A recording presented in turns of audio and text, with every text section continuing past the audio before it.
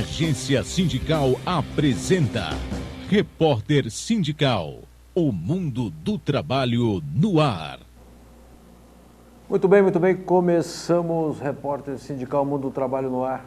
Hoje, dia 28 de abril, uma data importante, tem duas datas referenciais para o dia de hoje. O dia 28 de abril é o Dia Mundial em memória às vítimas dos acidentes de trabalho.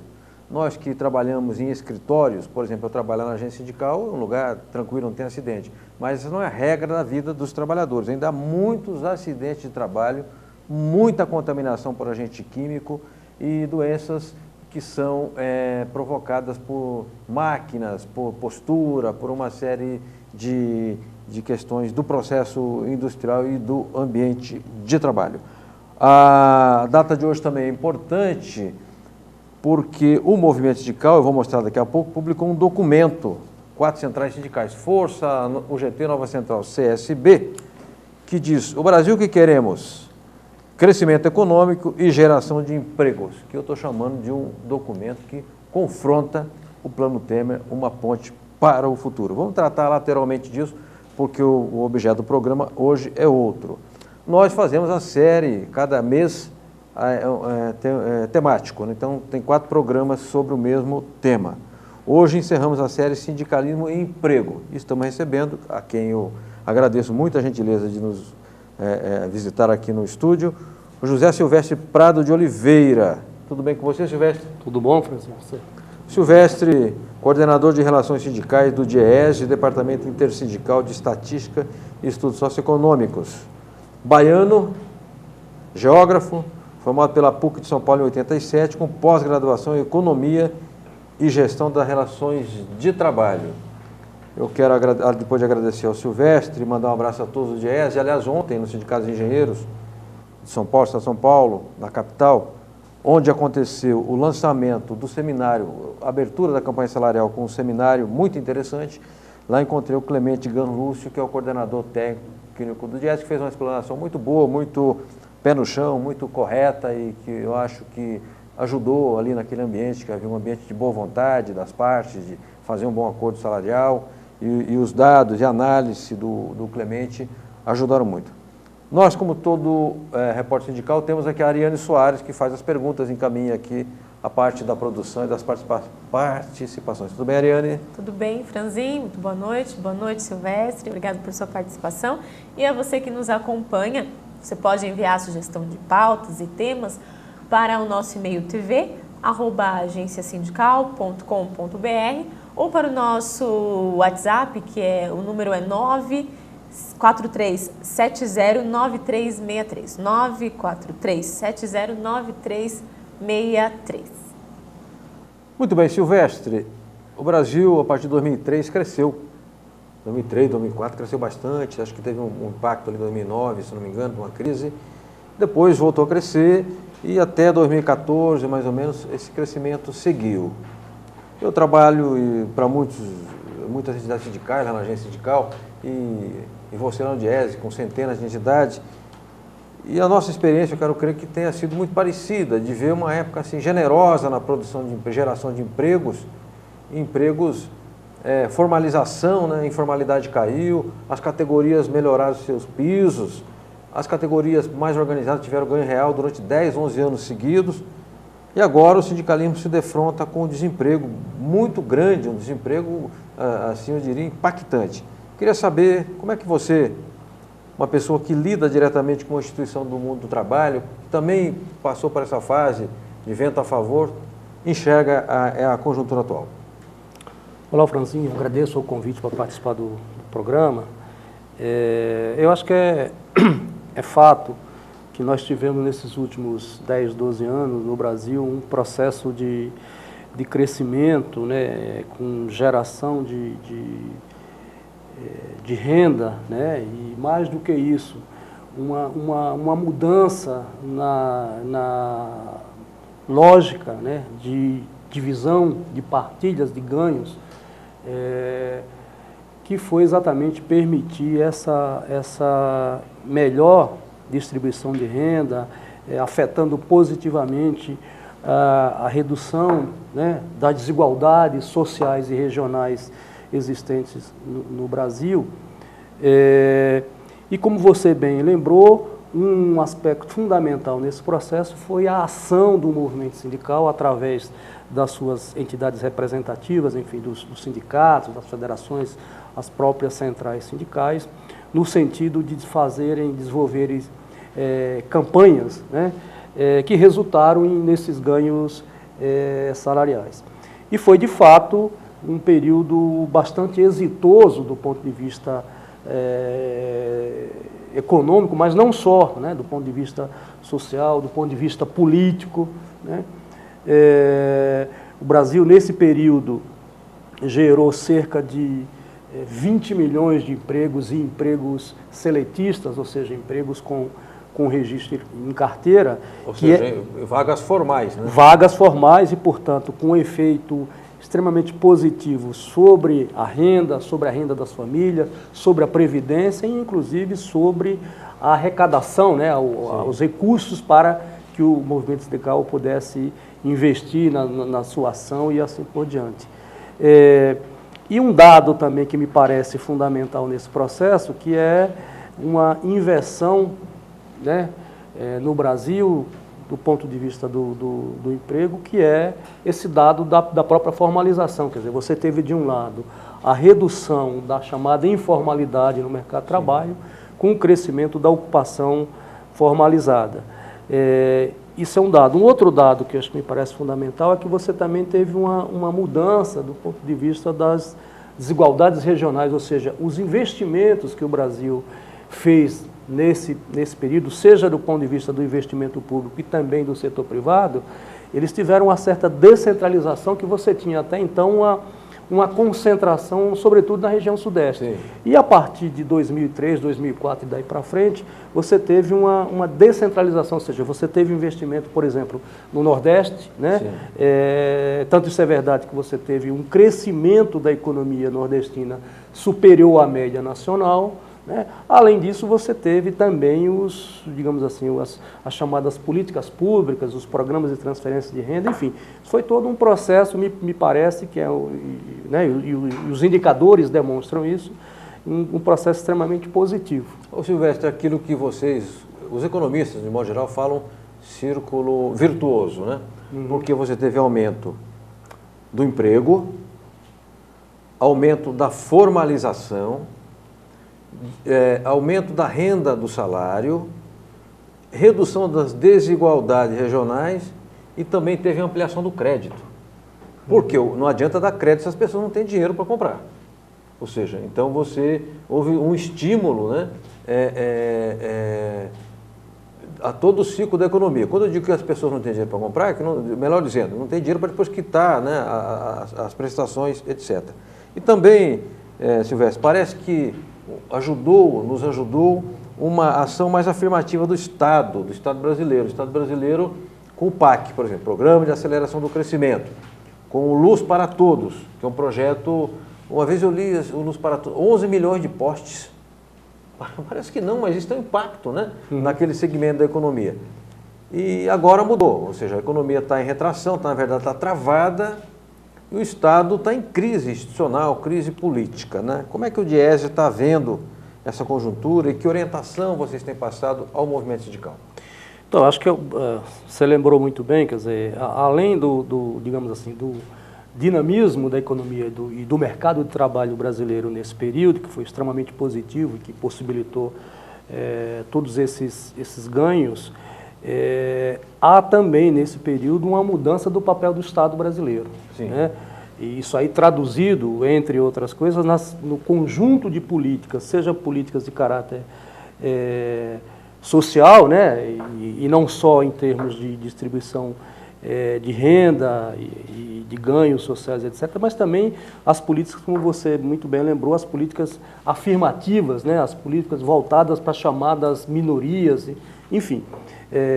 Então isso é uma mudança clara de orientação do Estado brasileiro nesse período. Quer dizer, eu acho que você tem aí, digamos assim, a conjugação dessas duas dimensões que possibilitaram essa melhora da vida brasileira. Agora, é fato que nesse momento, né, e particularmente de 2014 para cá, quer dizer, o mercado de trabalho já dava sinais de fadiga, ou seja, de perda de dinamismo, por um lado, porque você tinha um desaquecimento, né, da atividade econômica, e, portanto, rebatendo negativamente no mercado de trabalho, e você também tinha, do outro lado, uma perda do ponto de vista dos investimentos.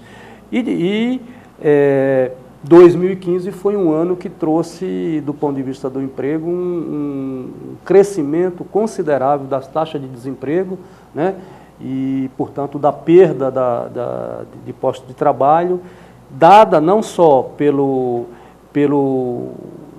principalmente pelo corte de vagas, né? Sim, sim. Ou seja, a perda de postos de trabalho, porque você pode ter um desempenho, digamos assim, do mercado de trabalho, no que tange a questão do desemprego, não apenas pela queda da atividade econômica, você pode ter também pela chamada taxa de participação, né? Que são aquelas pessoas, né? Aquela parcela incorporada à PIA, a população em idade ativa, mas nesse período o que os dados têm demonstrado, e as próprias pesquisas de emprego e desemprego que o DIEESE tem desenvolvido, e também as próprias pesquisas do IBGE, têm demonstrado que a perda dos postos de trabalho tem sido em decorrência da queda da atividade econômica. Tá. Agora, Silvestre, quando há uma crise, ela é um processo, ela não acontece de uma hora para outra. Você não vai dormir vendendo saúde e acorda febril, né, e com pneumonia no dia seguinte. É um processo. Nesse processo de agravamento da crise, qual o setor que foi mais afetado em termos de emprego? A indústria? Na verdade, o setor industrial brasileiro já vinha enfrentando dificuldades desde 2011, tá, né? Você se lembra muito bem, acompanhou, você teve inclusive períodos ali, 2012, que teve digamos assim, uma articulação conjunta, né, setor produtivo, né, com parte do movimento sindical ligado à indústria, desenvolveram atividades conjuntas, propostas, enfim, levadas para o governo no sentido de tentar reestimular a indústria. Mas o fato é que a indústria vem perdendo terreno ao longo desse período e se agravou, né, sobretudo a partir de 2012, enfim, e daí em diante. E nesse momento, sobretudo, não só nesse momento, mas a partir de 2014, dentro do setor industrial você teve, digamos assim, duas cadeias produtivas que foram bastante afetadas. Uma é petróleo e gás, em razão, né, da Operação Lava Jato e outros aspectos, e o outro é o setor da construção, sobretudo a construção pesada, né, que tem afetado muito o setor industrial, né, porque eles têm um efeito irradiador para outras cadeias produtivas, e particularmente com a questão do emprego, né, para os trabalhadores desse setor. Quer dizer, se você pegar os dados da indústria, dentro do setor industrial, claro que a indústria de construção não é considerada indústria de transformação, mas foi o setor que mais perdeu posto de trabalho. Perfeito. Obrigado, Silvestre. José Silvestre Prado de Oliveira, coordenador de Relações Sindicais do DIEESE, e que hoje encerra com a gente aqui no Repórter Sindical a série Sindicalismo e Emprego. Eu agradeço essa participação inicial do Silvestre. Nós vamos fazer agora um pequeno, não é bem um intervalo, para entrar a participação do DIAP. O Antônio Augusto de Queiroz, o Toninho, diretor de documentação do DIAP, fala do Plano Temer, a gloriosa ponte para o futuro. Vamos ver o que tem a dizer o Toninho e voltamos já já com o Repórter Sindical, ok?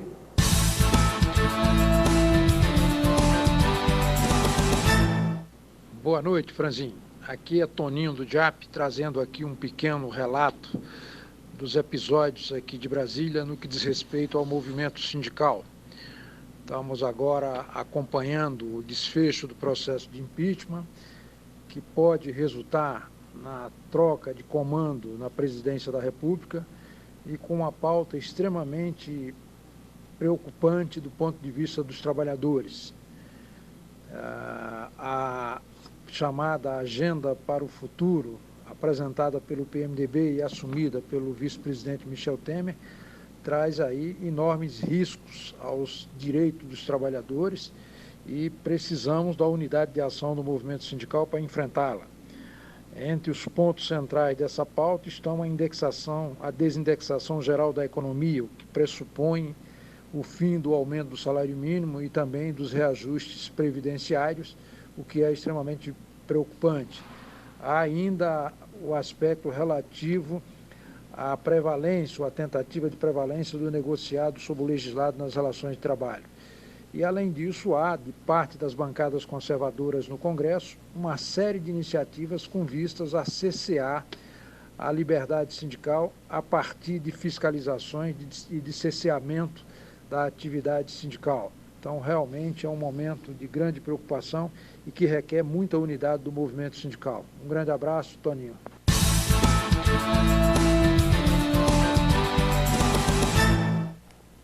Muito obrigado, Toninho. Antônio Augusto Queiroz, diretor do DIAP, aliás, por uma coincidência, se encontrava ontem também no Sindicato de Engenheiros São Paulo, dia 27, falando de conjuntura, das questões, das demandas de projetos no Congresso Nacional, falando para engenheiros, para os sindicatos de engenheiros e para os RH das grandes empresas empregadoras de engenheiros do Estado de São Paulo, como a Uzi Minas, a CESP, a Telefônica e outras. Obrigado, Toninho. Um abraço a todos do DIAP, importantíssimo órgão de assessoramento ao movimento sindical, como é também o DIEESE. O DIAP é um pouco mais jovem que o DIEESE. Nós temos agora as perguntas e a gente vai passar para a nossa Ariane Soares, para que ela encaminhe aqui ao nosso entrevistado Silvestre, do DIEESE. Pode ser? Pode ser. Vamos dar início aqui com a pergunta de Robson Gil Gazola, nosso querido amigo jornalista. E ele diz assim: na eventual permanência de Dilma Rousseff no governo ou na entrada do governo Michel Temer, dentro do documento Compromisso pelo Desenvolvimento, em sua avaliação, quais seriam os 2 itens dos 7 prioritários para a geração de empregos? Do item Compromisso pelo Desenvolvimento. São 7 itens, né? Olha, eu acho que... Primeiro, agradecer ao Robson aí pela pergunta, mas eu acho que tem um item que é fundamental, né? Que precede a todos, que é a retomada do crescimento econômico brasileiro. É isso que vai permitir a geração de postos de trabalho, a melhor distribuição de renda.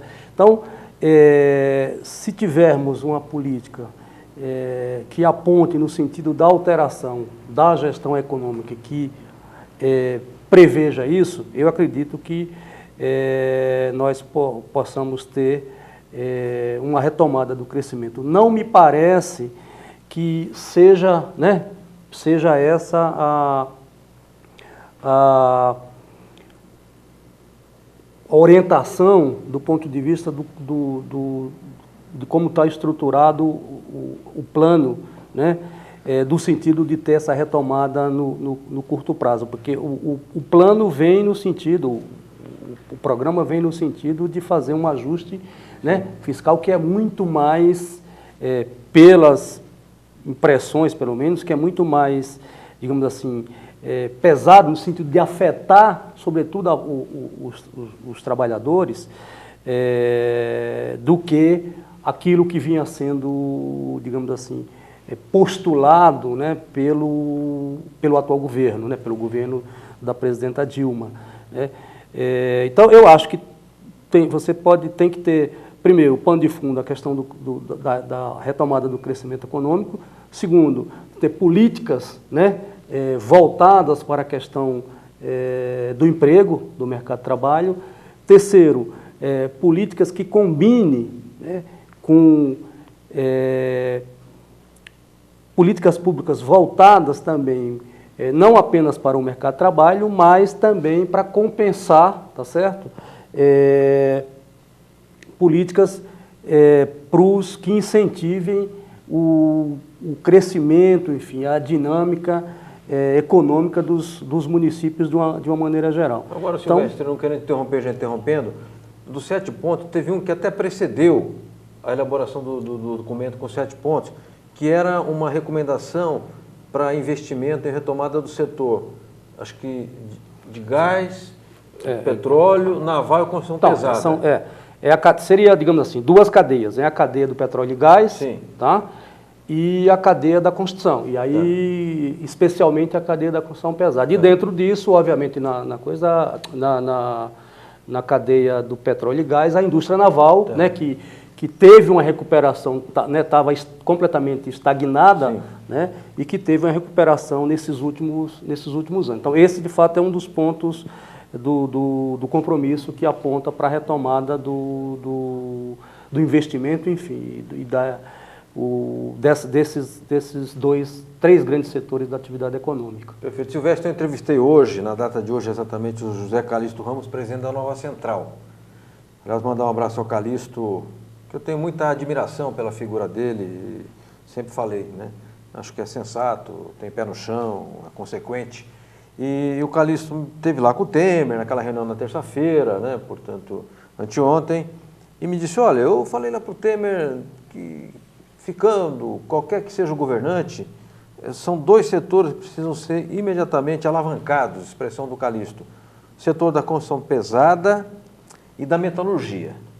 A metalurgia, o Miguel Torres, presidente da CNTM, que é da Força Sindical, ele tem, digamos assim, propagado a ideia daquele programa de renovação veicular.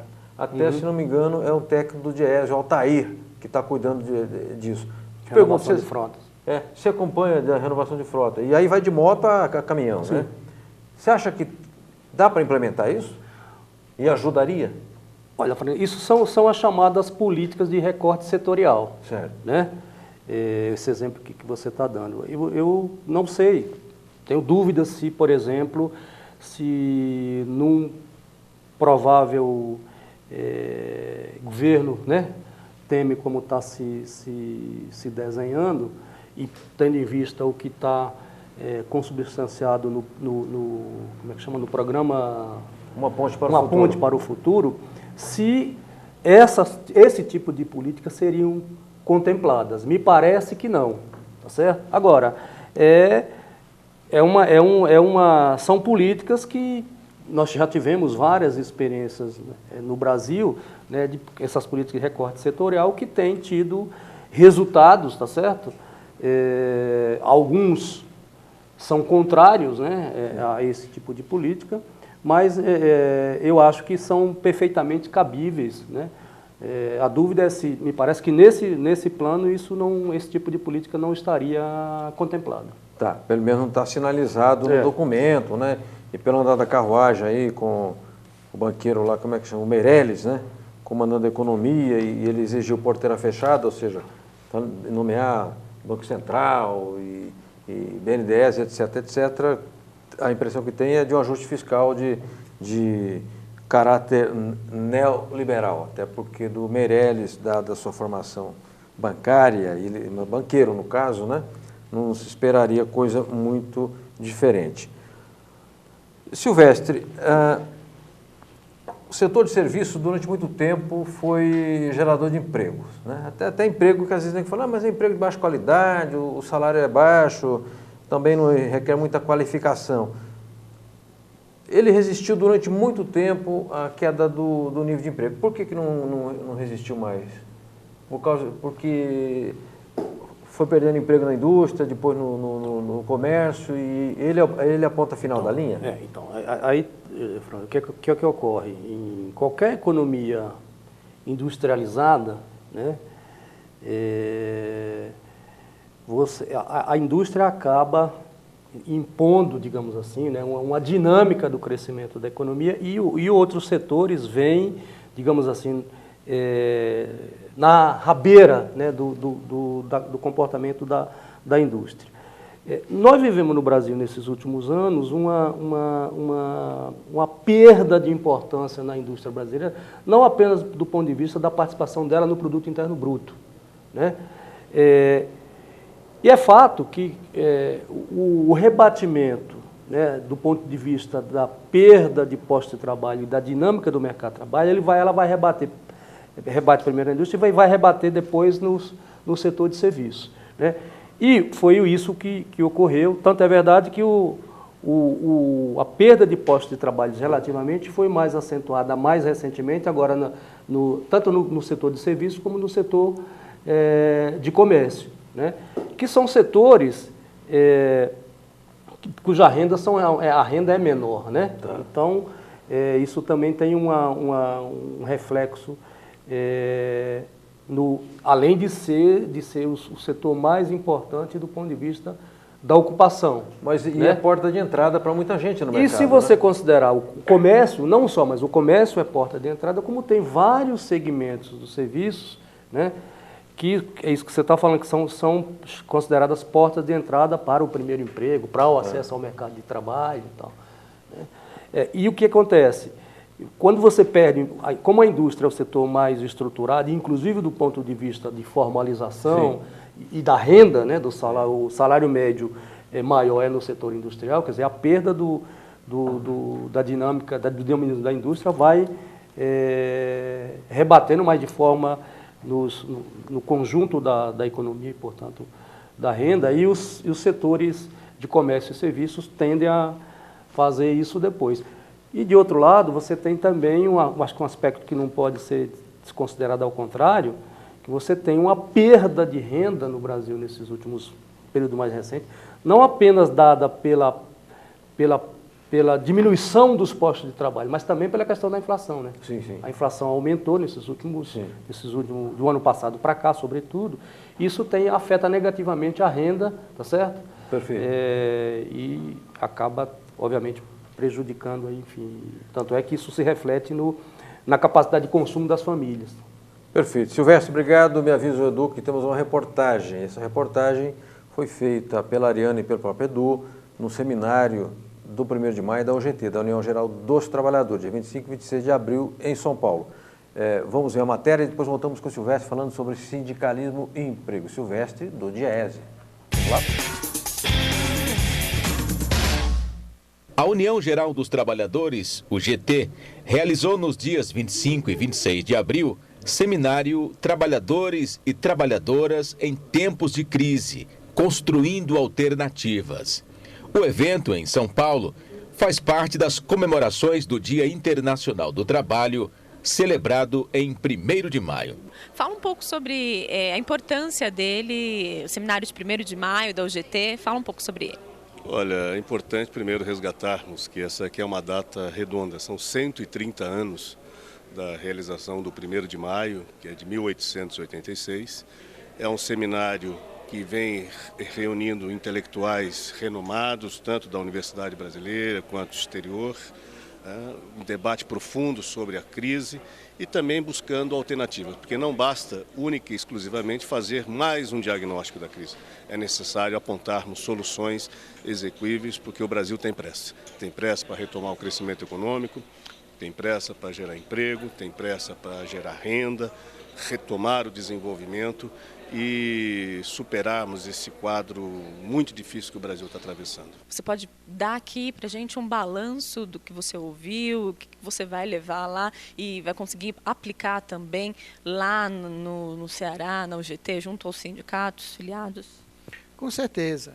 Ontem nós passamos um momento bastante riquíssimo, principalmente na abertura, onde tivemos a abordagem de toda uma conjuntura econômica nacional, internacional e também apontando alguns rumos, onde a gente poderá, digamos assim, chegar numa situação melhor. Mesmo o país vivendo uma situação política bastante difícil, nós ainda temos esperança de que a gente tenha um bom futuro. Nós, a UGT, há 2 anos, é claro, uma proposta que saiu da nossa secretaria, porque nós temos o papel de implementar as políticas traçadas pela UGT, evidentemente todas elas discutidas, debatidas no nosso congresso, então nos compete a implementar essas políticas. Nós fizemos então a proposta lá em 2014, e que o 1º de maio é uma data de reflexão desse dia tão importante que companheiros perderam a vida, foram assassinados, presos, prisão perpétua, decapitados, lutando para um mundo melhor, lutando para a melhoria de condições de vida dos trabalhadores. Então, há que se resgatar essa data tão importante. Infelizmente, isso até muito influenciado pelo próprio capital, pelos próprios donos do capital, os empresários, desviou esse tema, transformando o Dia do Trabalhador, da luta do trabalhador, em Dia do Trabalho, né? Até é muito interessante que parece que isso não tem grande significância, mas tem, né? O dia não é do trabalho, o dia é do trabalhador, né? Muito bem, voltamos com o Repórter Sindical Mundo do Trabalho no Ar, hoje tratando de sindicalismo e emprego, encerrando a série que iniciamos este mês para tratar deste tema tão importante e vital para todos nós que temos ligações com o mundo do trabalho. A data de hoje, como eu disse na abertura do programa, nos remete a 2 fatos e 2 datas que são simbólicas, né, para o movimento sindical. 2 fatos, né? Aqui, dia 28 de abril, Dia Mundial em Memória das Vítimas de Acidentes e Doenças do Trabalho. E uma imagem aqui forte, né? Crime da Samarco, Vale BHP Billiton, que é uma multinacional, acidente de trabalho ampliado. Somos todos atingidos. Aquela tragédia que houve lá em Mariana e que comprometeram lá todo o Vale do Rio Doce.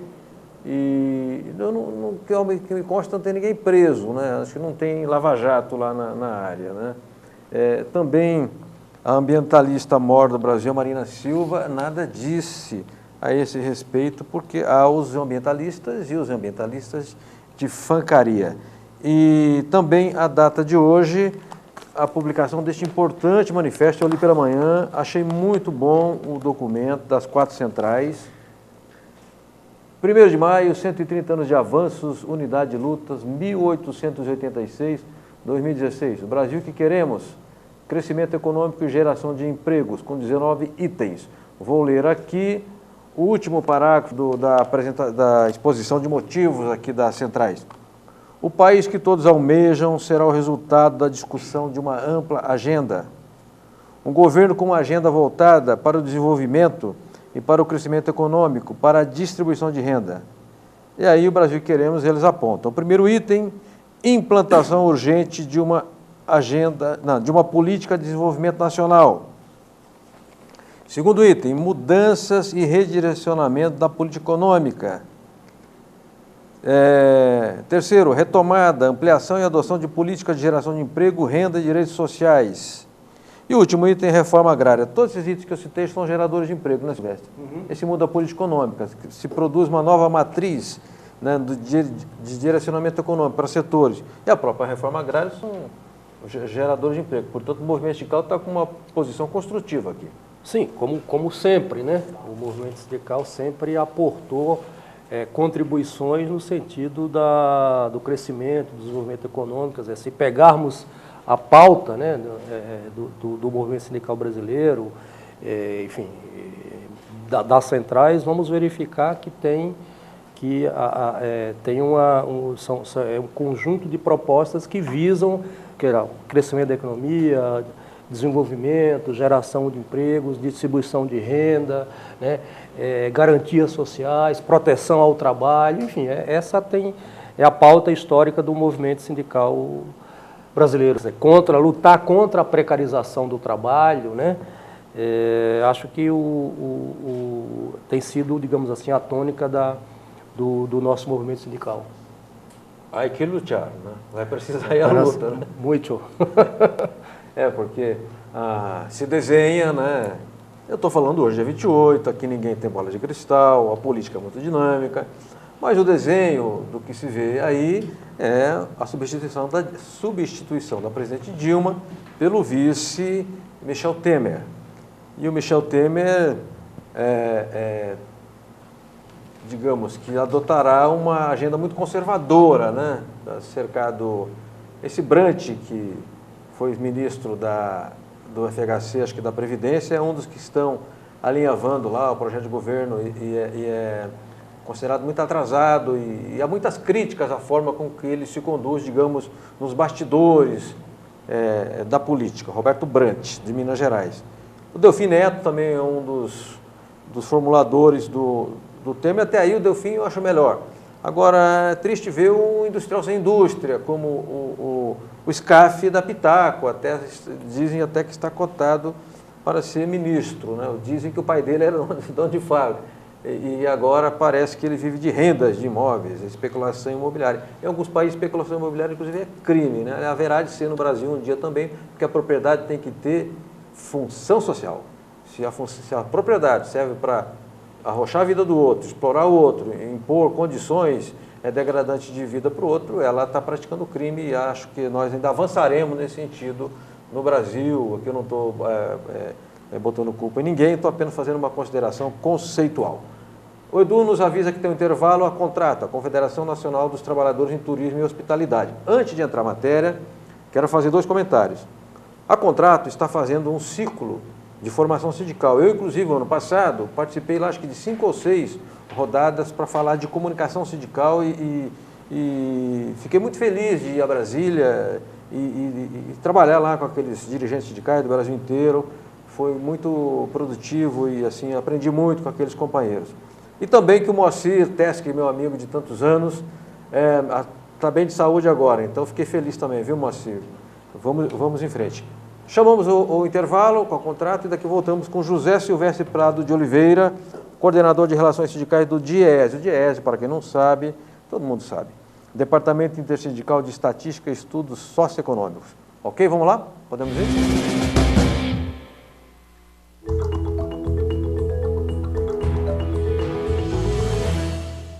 Começou na manhã da última segunda-feira, em Brasília, a etapa de 2016 do curso de qualificação sindical do dirigente filiado a contrato. Pela primeira vez, a turma do ano é destinada para funcionários de sindicatos e federações que vêm de diversas partes do país. A formação e a qualificação dos trabalhadores e trabalhadoras em entidade sindical é uma necessidade. Uma necessidade premente porque em várias situações a atividade da direção e da condução da entidade sindical, ela se confunde com as atividades da execução. Então, portanto, são campos distintos do ponto de vista hierárquico, do ponto de vista da função estatutária, mas quanto à execução propriamente dita das atividades do dia a dia do sindicato, os trabalhadores e trabalhadoras têm tão ou mais responsabilidade quanto os dirigentes.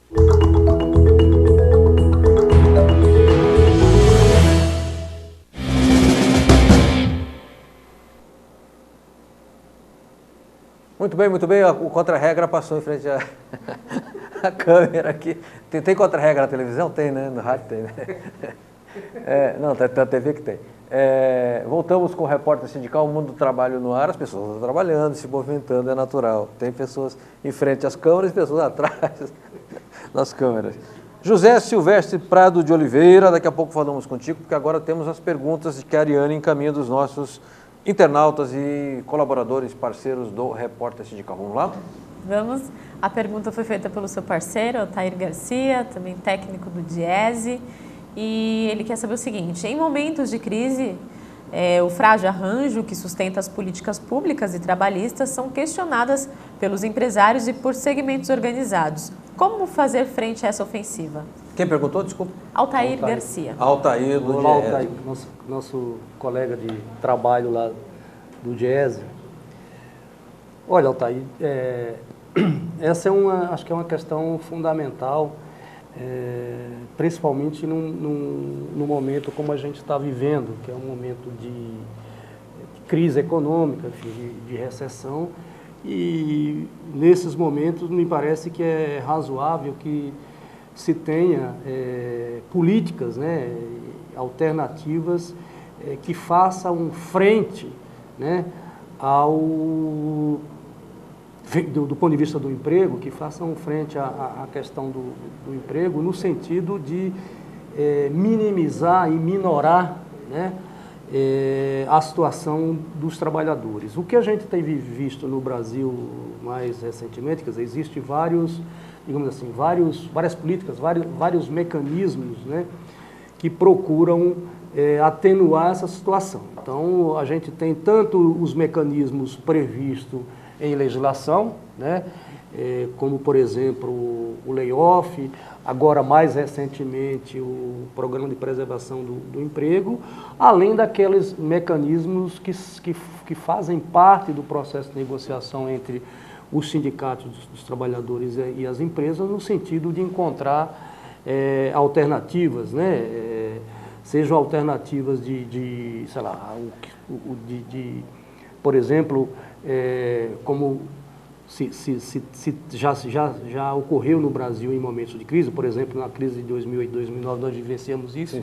Né, acordo de redução de jornada com redução proporcional de salário, entre outros. Agora, também aí é um processo de negociação, você tem razão, quer dizer, tem parte do setor chamado setor produtivo empresarial que se coloca normalmente contra esses tipos de mecanismo, e também para os trabalhadores não é uma coisa, digamos assim, nem sempre é consenso, né?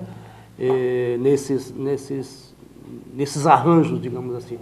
Mas, enfim, é o dado da realidade, é a vida, quer dizer, faz parte do jogo e da relação da negociação encontrar alternativas. Eu acho que isso são políticas, são mecanismos que devem ser aplicados estritamente em períodos de crise, né? Isso não pode ser usado como, por exemplo, sei lá, o PPR e outros, isso não pode ser usado como, digamos assim, como uma válvula de escape ou como uma cunha para tentar, digamos assim, impor, né, perdas de direito aos trabalhadores. Isso tem que estar muito dentro daquele período, né, de crise, ou seja, para situações emergenciais. Ô Silvestre, eu vou mostrar alguns materiais, mas vou deixar já uma pergunta no ar. É claro, a gente fala de coisas genéricas, de coisas macro, mas também, às vezes, pega aspectos, assim, digamos, de segmentos e aspectos mais localizados. O desemprego atinge a todos de uma maneira quase que horizontal, mas há uma área que atinge drasticamente, que são os jovens, a juventude. Daqui a pouco eu queria saber por que, na sua avaliação do Diese, os jovens são as principais vítimas do desemprego. Como vimos na Europa também, um brutal desemprego na juventude, na Espanha, mais de 40%, um negócio chocante. Vou mostrar aqui alguns materiais, o Edu me avisa que é o momento, né? A Massa, tradicionalíssimo jornal do Sindicato dos Padeiros, presidido pelo Chiquinho. Gosto muito do Chiquinho, acho um dirigente muito preparado. Aliás, outro dia, o Chiquinho, essa aqui, ó, como diz o outro, chupa essa manga. O Oswald de Andrade, o poeta e modernista e bom vivant, ele visitou, quando era comunista, visitou o Sindicato dos Padeiros. Será que não tem nada registrado nesse sentido? Seria muito bacana ver lá uma foto do Oswald, do então comunista, que teve várias fases, foi de tudo na vida, inclusive comunista, visitando o Sindicato dos Padeiros. Um abraço ao Chiquinho, a sua diretoria. Eu mostrarei mais coisas aqui, Eduardo. Um convite do Sindicato dos Metalúrgicos de Guarulhos, onde eu trabalho lá já há 14 anos, agência sindical, não trabalho sozinho. Titico aqui toca o barco lá e a gente, quando pode, não atrapalha. Aniversário do sindicato, 53 anos, haverá uma cerimônia, dia 29, sexta-feira à noite, 18h30, na sede no Harry Simonsen, 202, centro de Guarulhos, com entrega de medalhas para os sócios mais antigos. Eu pretendo estar neste evento. Então mostramos aqui os materiais sindicais, como fazemos em todo o programa. Silvestre, por que o jovem é o maior, digamos, a maior vítima do desemprego? Porque ele ainda não tem uma formação, não tem uma carreira, ou ainda se consolidou no mercado, também não tem formação, tudo isso junto. Eu acho que tem a questão da formação, tem a questão de não ter experiência, tem o fato de ser o primeiro, digamos assim, o primeiro emprego, né, na tentativa de acessar o mercado de trabalho. Tanto isso é verdade que você tem muita gente, jovens, né, que entram no mercado de trabalho naqueles, digamos assim, naqueles segmentos, né, como, por exemplo, o comércio, né, e outros segmentos de serviços. Telemarketing, para muito jovem. Por exemplo, telemarketing é um setor que emprega muita gente e, na sua grande maioria, são pessoas jovens. E o fato é que principalmente quando você tem, os dados mostram isso, quando você tem o mercado de trabalho desaquecido, em crise, como nós estamos vivendo agora e já vivemos no passado não tão distante, é o jovem que sofre mais, é onde você tem a taxa de desemprego mais elevada entre os jovens, né? São, no geral, em termos médios, os menores salários. Agora, qualquer sociedade, Franzinho, que se preze, né, que se pretenda desenvolvida, né, industrializada, etc., o jovem deveria entrar no mercado de trabalho após um período de formação, sim, né? Sim. Ou seja, não deveria entrar com 16 anos de idade, né? Ser jogado no mercado de trabalho. E muitas vezes o jovem vai para o mercado de trabalho para quê? Para poder ajudar no sustento, sim, da família, né? Então isso, repito, isso se agrava mais, por exemplo, nesse período que nós estamos vivendo, os dados já estão revelando que a taxa de desemprego está relativamente mais alta entre os jovens, ou seja, as pessoas até 24 anos de idade. Há setores em que já é o dobro. Jovem, desempregado sim, já é o dobro da média. Sim. Mas, por exemplo, você hoje está com a taxa de desemprego, no caso da cidade, na região metropolitana de São Paulo, em torno de 15,9%, isso no mês de março, né? É uma taxa de desemprego que está mais ou menos equivalente ao que nós tínhamos em 2005 em termos de taxa de desemprego, ou seja, nós regredimos há 10 anos atrás, né? Não é a taxa de desemprego mais elevada, nós já vivemos taxa de desemprego no começo dos anos 2000, a taxa de desemprego estava em torno de 20 aqui na região metropolitana de São Paulo. Agora, de toda maneira, Franzinho, e você conhece bem, acompanha muito bem isso, quer dizer, nós vivemos um período de crise, precisamos enfim, estudar mais, olhar mais, com mais cuidado os dados para poder identificar e ter com mais clareza como é que é a composição do desemprego. Agora, de toda maneira, você já teve, e a gente tem visto discutir um pouco isso, quer dizer, você não tem, as pessoas que têm hoje em torno de 30 anos não sabem o que é crise no Brasil. É verdade, é verdade. É uma geração, se você olhasse as fábricas, digamos 2011, 2012, você veria legiões, digamos, de jovens, e muitos daqueles não tinham dentro de si e da sua família a experiência do desemprego, como eu tenho, 59 anos, passei por várias crises aqui no Brasil, então vivenciei, eu mesmo fiquei desempregado em 2 ocasiões. Silvestre, nós temos as perguntas, mais uma rodada de perguntas com a Ariane Soares, depois voltamos com o Silvestre para falar de sindicalismo e emprego, ok? Ok, vamos fazer agora a pergunta do jornalista Val Gomes, assessor de comunicação da CNTM. Silvestre, dos setores econômicos, quais estão demitindo menos e por quê? Olha, a gente, de certa forma, tocou isso agora há pouco na questão que o Franzinho levantou no nosso debate aqui. De uma maneira geral, os setores que estão menos desempregando ainda são os segmentos ligados ao serviço, né? E o agronegócio? O agronegócio, o problema é o seguinte, o agronegócio, como o próprio nome diz, negócio, ele gera, mas do ponto de vista de emprego, ele gera muito pouco, relativamente, né? Ele gera muito recurso, né? Muita renda, né? Mas para quem? Para os proprietários, né?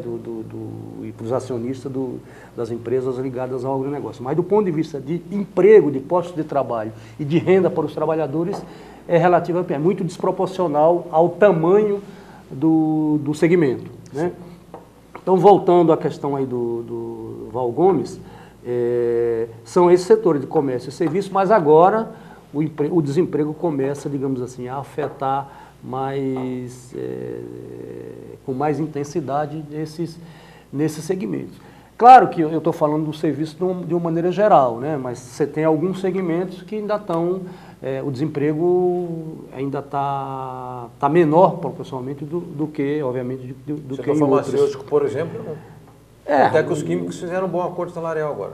Sim, fecharam agora a database 1º de abril, né? Bom nas atuais circunstâncias, evidentemente, na conjuntura atual. Uhum. Por exemplo, o setor, bom, no geral, relativamente, o que está pior é o setor industrial. Tá. Né? Porque o efeito da crise nesses setores, comércio e serviço, ele é mais retardado. Né? E eu disse, como você também teve a questão da inflação contribuindo negativamente para a queda na renda, isso começa a rebater nesses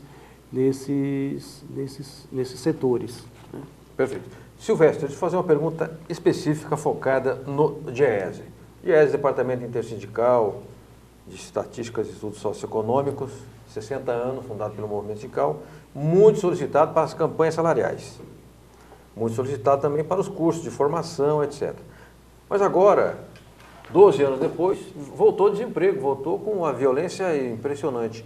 O DIEESE está sendo demandado, os sindicatos estão procurando o DIEESE para enfrentar, porque de repente bate um desespero no dirigente, viveu 10 anos de vento a favor, agora uma crise desgraçada. Está procurando o DIEESE e te pergunto, em procurando o DIEESE, em que a instituição pode ajudar o sindicalismo? Eu acho que o movimento sindical procura o DIEESE nos dois, digamos assim, nos dois momentos. Tá. Por exemplo, nesses últimos anos, onde você teve o crescimento da economia, houve uma demanda, cresceu muito a demanda ao DIEESE, por quê? Porque os sindicatos começaram a negociar mais, porque tinha espaço, tá certo? Tinha crescimento econômico. E outras negociações, né? Não só de database, de PLR, e de outros temas, digamos assim. Então, cresceu muito a demanda, né?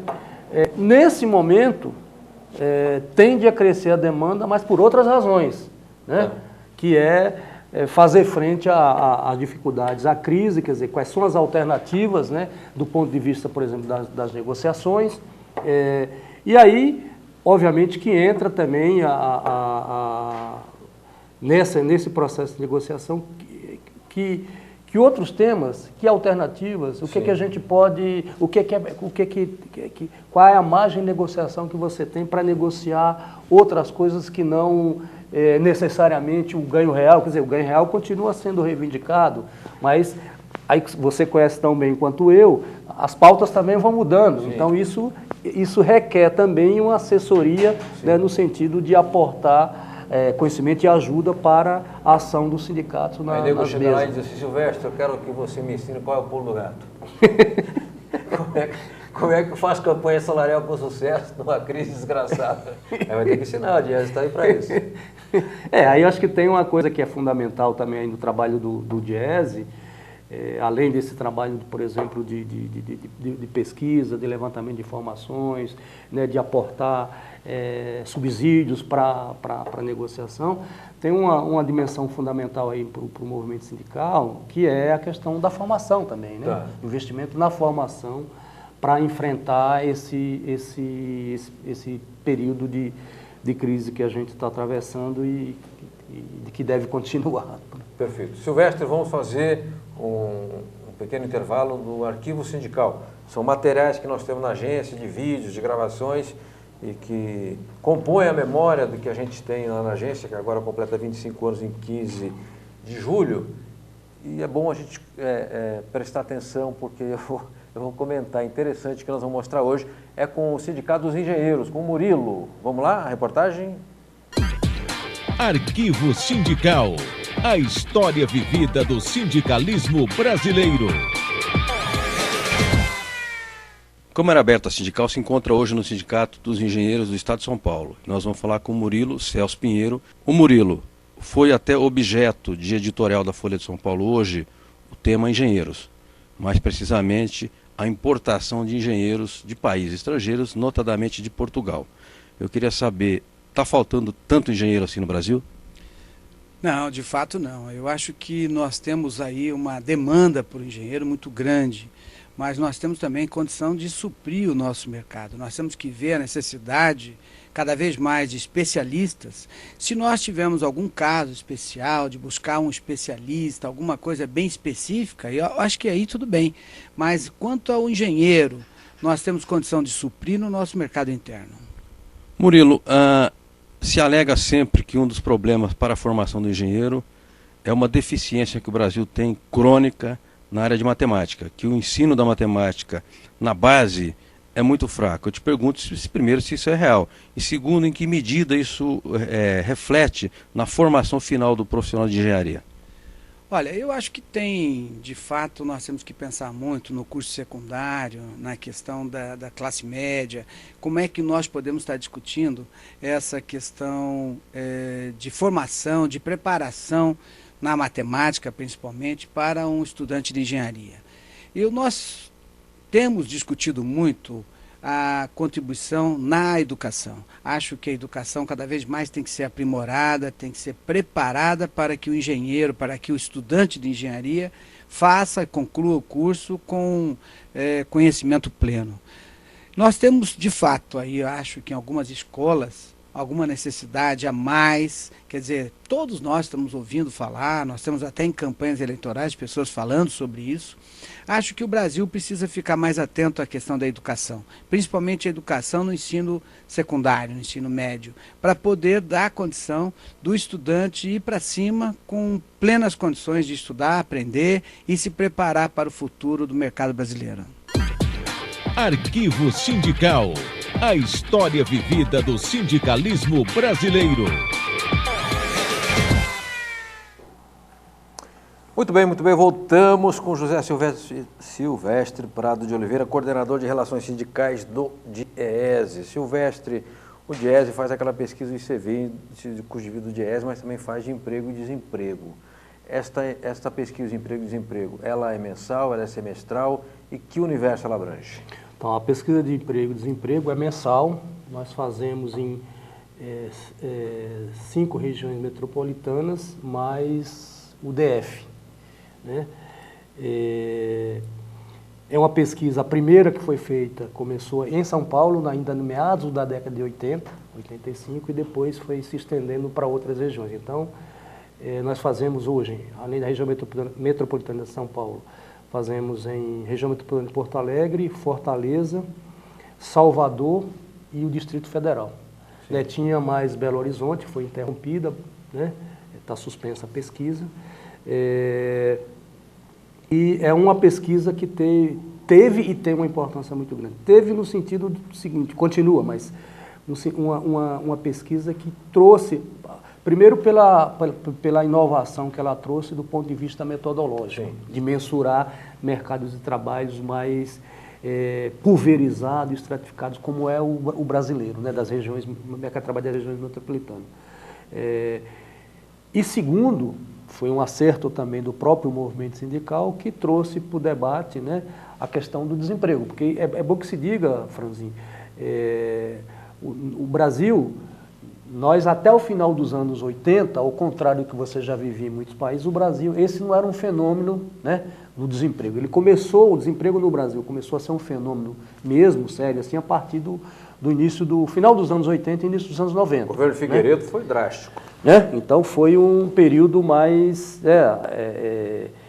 E a importância da pesquisa para trazer para o debate público, né, e a própria PED até hoje conseguiu aportar informações, conhecimento para o debate do emprego no Brasil e, sobretudo, para a formulação de políticas públicas, né, no campo do emprego, do seguro-desemprego e assim por diante. Do ponto de vista do custo de vida, que você também mencionou, é uma pesquisa, primeira pesquisa primária do DIEESE, né, que começou aqui em São Paulo, no município de São Paulo, em 1959, junto com a cesta básica, né? Também teve uma importância fundamental, principalmente no período da inflação mais elevada. Perfeito. Nós chegamos ao final, o implacável Edu, o que dirige o programa com o chicote na mão, aqui vocês não veem o chicote, está do lado de lá, mas ele está lá, aparece, né? Acabou. Então eu quero agradecer muito José Silvestre Prado de Oliveira, Gisele Lima, Ariane Soares, o Elber, os meninos aqui todos da técnica, o Fabinho, o Fernando Mauro pelo programa, mais um desafio vencido. Então, muitíssimo obrigado. E quero fazer um comentário aqui de ordem política. Nós provavelmente teremos uma troca de governo no Brasil. E as rupturas, elas são sempre traumáticas, ainda que as coisas sejam mais ou menos pactuadas, sempre é um trauma. E como a sociedade é de classe, as classes procuram se proteger. Numa época de crise, a classe dominante vai procurar segurar o seu com todas as forças e passar a fatura para os de baixo. Então, o movimento sindical precisa fazer um esforço pela sua unidade. Nós não podemos nos dividir, independentemente de ser do PT, do PCdoB, do Solidariedade, do PDT, do PSDB. A questão do interesse do trabalhador, ela é permanente e está acima da conjuntura política e eleitoral. É importante, mas muito mais importante são as demandas e as bandeiras históricas dos trabalhadores. Então, façamos entre nós um esforço de tolerância e em prol da unidade, porque se nós estivermos unidos, poderemos ajudar o Brasil a superar a crise mais rapidamente e também teremos um poder maior de interferir na disputa em defesa dos nossos interesses. Dizendo isso e fazendo esse sermão, eu me despeço. É até quinta-feira que vem com um novo Repórter Sindical. Forte abraço a todos e a todas.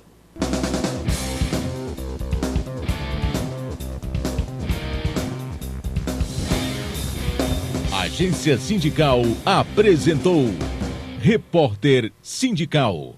O mundo do trabalho no ar.